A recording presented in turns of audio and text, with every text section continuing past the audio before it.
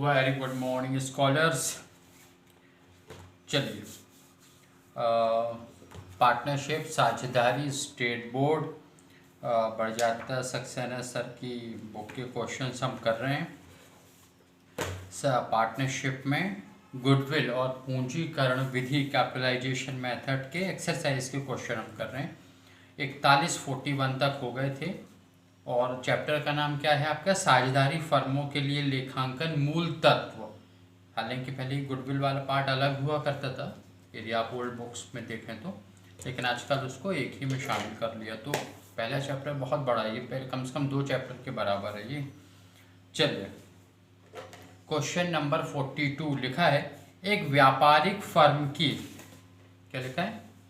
एक व्यापारिक फर्म की पूंजी 8 लाख रुपए है, फर्मों का औसत लाभ 90,000। ऐसे व्यापार में 7.5% की सामान्य आय अपेक्षित है, यानी नॉर्मल रेट ऑफ रिटर्न कितनी है?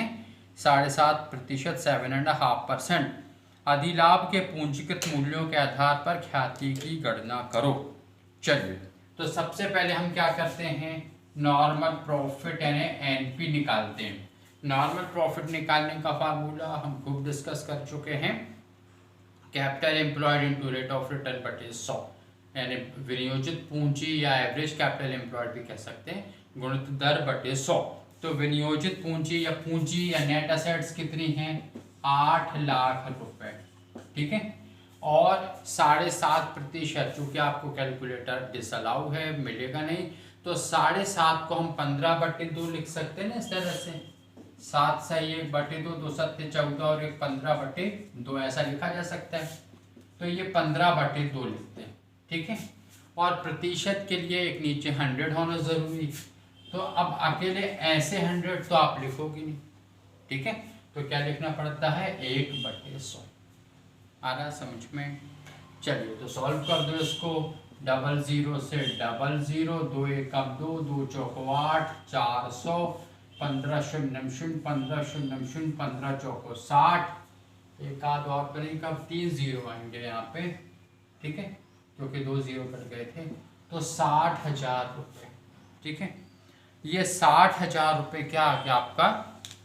नॉर्मल प्रॉफिट, ठीक। फिर उसके बाद में एवरेज प्रॉफिट कितना है, या इसको एक्चुअल एवरेज प्रॉफिट भी कहते हैं। तो वो क्वेश्चन में दिया हुआ है, वो है 90,000 रुपये, ठीक है, एवरेज प्रॉफिट। अब हम क्या निकाल दें? Super profit. तो सुपर प्रॉफिट क्या होता है? Average profit minus normal profit.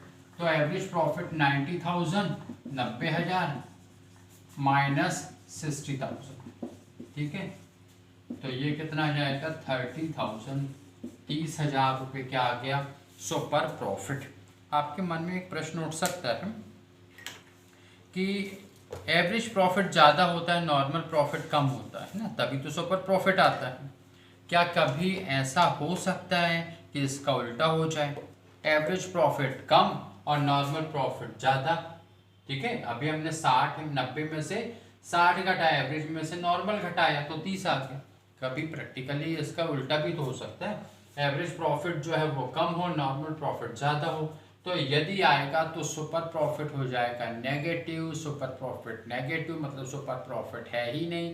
तो जब सुपर प्रॉफिट ही नहीं है तो गुडविल का है, तो मतलब वहाँ पर गुडविल नहीं है, गुडविल नील है, जीरो है, गुडविल होगी नहीं, ठीक।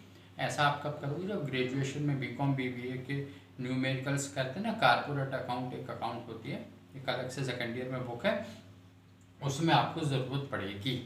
तो कभी उल्टा हो जाए तो फिर वहाँ सुपर प्रॉफिट नेगेटिव मतलब सुपर प्रॉफिट नहीं है। जब सुपर प्रॉफिट नहीं है तो सुपर प्रॉफिट से तो आप निकालते ना परचेजिंग ईयर में गुणा करके गुडविल, तो फिर कहें कि गुडविल यानी गुडविल भी नहीं होगी उस फर्म की, ठीक है। तो अभी फिलहाल आपको ऐसे क्वेश्चन दिए जाते हैं जिसमें कि नॉर्मली सुपर प्रॉफिट पॉजिटिव ही आता है, ठीक। चलिए, फिर उसके बाद में अगला, अब सुपर प्रॉफिट मेथड से किससे कैपिटलाइजेशन मेथड से करना था। 30,000 रुपये क्या आ रहा है आपका? Super profit. ये बात समझ में आ गई? सुपर प्रॉफिट 30,000 रुपये। चाहे तो आप स्क्रीनशॉट ले सकते हो, ठीक है। चलिए, अब उसके बाद में नेक्स्ट स्टेप पे हमें क्या करनी है? नेक्स्ट स्टेप में हमें लेना है फॉर्मूला। तो फार्मूला क्या है आपका, goodwill equals to super profit into normal rate, और साइड में करना है इनटू 100। ठीक है, तो सुपर प्रॉफिट अभी कितना आया था, 30,000 रुपये। इसको हम लिखते हैं 15/2 गुणित 100। ठीक है, फिर उसके बाद में यहाँ पर 15/2 को आप पलट दें तो ये हो जाएगा 30,000 गुणित 100 गुणित 2/15। 15 दूनी 30, 2,000, 2,000 दूनी 4,000 और 100 के 0, तो 4 लाख रुपए आ गया आंसर आपका। 4 लाख रुपए की क्या आ गई गुडविल उस फर्म की। आ रहा समझ में? ठीक है भाई, 7.5 भी हम लिख सकते थे 7.5, लेकिन आप कैलकुलेटर भी चला हुए तो आपसे बनेगा नहीं। और यदि फिर भी आप देखें कि यदि चलो 7.5 भी लिख दिया आपने, तो आप देखते हैं ना 7.5 गुणित 2 करते हैं तो 15, और 15 गुणित 2 करते हैं तो आता है 30, यानी आपके 30,000 के टर्म में आ रहा है। अब 7.5 से 4 गुना कर दो तो 30 आता है, तो 7.5 लिख के भी आप 4 बार कर सकते हो उसको। ठीक है, 4 बार। देखो इसका दूसरा तरीका भी बता देते हैं कि यदि आपने 7.5 लिख दिया तो फिर क्या होता कुछ नहीं, आंसर आ जाता। बस थोड़ी सी आपको, अब इतनी मैथ्स तो आनी है ना, 10वीं तक तो सभी मैथ्स पढ़ते हैं। तो यहाँ पे आपने लिख दिया 7.5। आप जानते हो मतलब ये इसलिए बता रहे हैं कि वो 15/2 को पलटते आप में कहीं कंफ्यूजन ना हो जाए। तो 7.5 का दुगना, या 7.5 में 7 को 28 और 0.5 का 4 में गुणा किया तो 2 यानी 30। तो इस तरह से ये कट जाएगा कितने बार, 4 बार। ये 0 नहीं कटेगा, तो ये ऊपर कितने हो जाएंगे यहाँ पर 4,000, और ये गुणित 100 कर लो, तो 4,000 में डबल 0 लगा दो तो 4 लाख रुपए की गुडविल आ जाएगी। सिंपल, ऐसे भी कर सकते हो। ठीक है, चलिए फिर उसी तरह से आप देख लें 43वां नंबर का प्रश्न है। लिखा है फर्म का औसत शुद्ध लाभ कितना है, 84,000 रुपये। ठीक है, मतलब एवरेज प्रॉफिट 84,000 है। व्यवसाय में विनियोजित पूंजी 5 लाख रुपये, 12% प्रत्याय की दर, साझेदारों को पारिश्रमिक जो है 12,000 रुपये दिया गया। यहाँ पर 12,000 रुपये बाद में दिया गया एवरेज प्रॉफिट निकालने के बाद, तो एवरेज प्रॉफिट में से पारिश्रमिक व्यय है, व्यय को घटाते हैं तो 84 में से 12,000 आप माइनस कर देंगे तो आ जाएगा 72,000, 72,000 रुपये। इसको हम लिखेंगे एक्चुअल एवरेज प्रॉफिट।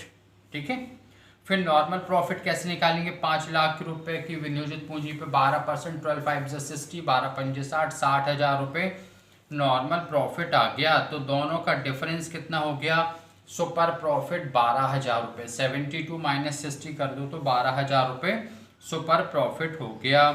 फिर उसके बाद में गुडविल इक्वल्स टू क्या होता है, super profit into 100 upon rate. तो 12,000 गुणित 100/12 कर दो तो 1 लाख आ जाएगा। ठीक है, सिंपल। उसी प्रकार से आप 44 नंबर का क्वेश्चन देख लो। एक फर्म ने गत 4 वर्षों में क्रमशः 9,000, 9,000, 11,000, 17,000 रुपये का लाभ कमाया। तो आप 9, 9, 18, 10, 28 और 29 और 10, 39 और 7, 46, 46,000 आपके क्या आ गए टोटल प्रॉफिट। 4 वर्ष से भाग दे तो हल कैसा कैलकुलेशन आप कर चुके हैं। 46,000 में 4 का भाग दिया तो 11 चौको 44 और 2 5 को 20, तो 11,500 रुपये आ गया एवरेज प्रॉफिट। नॉर्मल प्रॉफिट विनियोजित पूंजी कितनी है, 50,000 रुपये। प्रतिशत कितनी है, 15%। 50,000 का 15% निकाल दो तो 7,500 रुपये। 12 5 से 15 5 से 75, 15 पना 75। सुपर प्रॉफिट कितना आएगा, 11,500 आए थे average profit minus normal profit, तो 4,000 रुपये का सुपर प्रॉफिट आ गया। अब गुडविल बराबर क्या होता है, तो गुडविल बराबर होता है सुपर प्रॉफिट गुणित 100/रेट। तो गुडविल कितनी हो जाएगी यहाँ पर, सुपर प्रॉफिट की जगह आप क्या लिख दोगे, जो अंतर आया था तो वो था 4,000, तो ये लिखा आपने 4,000। नॉर्मली रेट कितनी है इसकी 15%, तो 15 और गुणित 100 कर दीजिए। ठीक है, इसको सॉल्व कर तो आपसे बन जाएगा। तो ये आपकी गुडविल आ गई। फिर उसके बाद में इसी क्वेश्चन को दूसरी तरह से पूछा, ख्याति की गणना अधिलाभ द्वारा और औसत लाभों के पूंजीकरण विधि द्वारा कीजिए। ठीक है, तो औसत लाभों के पूंजीकरण की विधि के द्वारा करें आप इसको। तो ये देखिए, ये वाले टर्म कुछ इस तरह से हो जाएगा। औसत लाभ कितना है 11,500 रुपये। ठीक है, गुडविल एकदम से ये क्वेश्चन लास्ट क्वेश्चन जो है ना, ये सक्सेना सर की बुक का, ये थोड़ा सा लास्ट क्वेश्चन का लास्ट पार्ट थोड़ा सा डिफरेंट है, लेकिन इंपॉर्टेंट क्वेश्चन है, आप जरूर कर लें इसको, इस वाली पार्ट को। तो एवरेज प्रॉफिट को की कैपिटलाइज्ड वैल्यू यानी पूंजीकृत मूल्य निकालना है। ये बात आपको जब ये वाला पार्ट शुरू किया था, आपने शुरू कहा था ना कि इंटू 100/8 करके उसको कैपिटलाइज्ड भी करते हैं। तो 11,500 गुणित 100 बटे दर। ठीक है, तो बटे दर यानी 15 से आपने इसको डिवाइड कर दिया। तो इस तरह हम कैलकुलेटर यूज़ कर ले रहे हैं। 11,500 गुणित 100 बटे 15, तो ये आ गया 76,666.66, यानी कि 76,667 रुपये। 76,667 रुपये क्या आ गई, ये कैपिटलाइज्ड वैल्यू आ गई।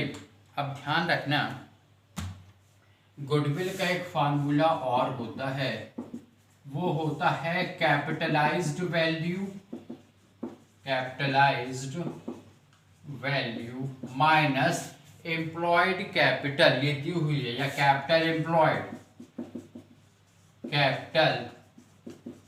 एम्प्लॉयड, यानी कि पूंजीकृत मूल्य माइनस विनियोजित पूंजी। ये फार्मूले से भी निकाल सकते हैं, ये आपको विनियोजित पूंजी दी है।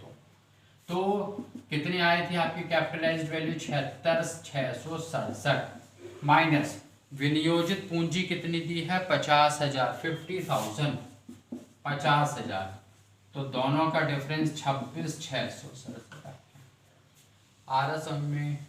ठीक है, तो ये सक्सेना सर की बुक का लास्ट क्वेश्चन का लास्ट पार्ट जो है ये इंपॉर्टेंट है। पहले आपने गुणित 100 करके एवरेज प्रॉफिट गुणित 100 करके और बटे रेट लगा के कैपिटलाइज्ड कर लिया उसको, और कैपिटलाइज्ड करने के बाद कैपिटलाइज्ड वैल्यू में से कैपिटल एम्प्लॉयड यानी विनियोजित पूंजी अलग कर दी। तो 26,667 रुपये ये आपका गुडविल आ गया। इस तरह से ये चैप्टर होता है, इसका समापन। फिर नेक्स्ट है आपका साझेदारी का पुनर्गठन, लाभ विभाजन अनुपात में परिवर्तन। हालांकि ये चैप्टर थोड़ा सा साझेदारी प्रवेश के बाद आना चाहिए, लेकिन फिर भी ये इधर दिया तो हम इधर ही करेंगे इसको। लेकिन पहले आपको कुछ क्वेश्चन बेसिक बता देंगे कुमावत सर की बुक के, कि कैसे वो सैक्रिफाइसिंग रेशो और गैनिंग रेशो, त्याग अनुपात, प्राप्ति अनुपात कैसे निकालते हैं, क्या फार्मूला होता है। उसके बाद फिर हम एक्सरसाइज की करते हैं। ठीक है, थैंक यू।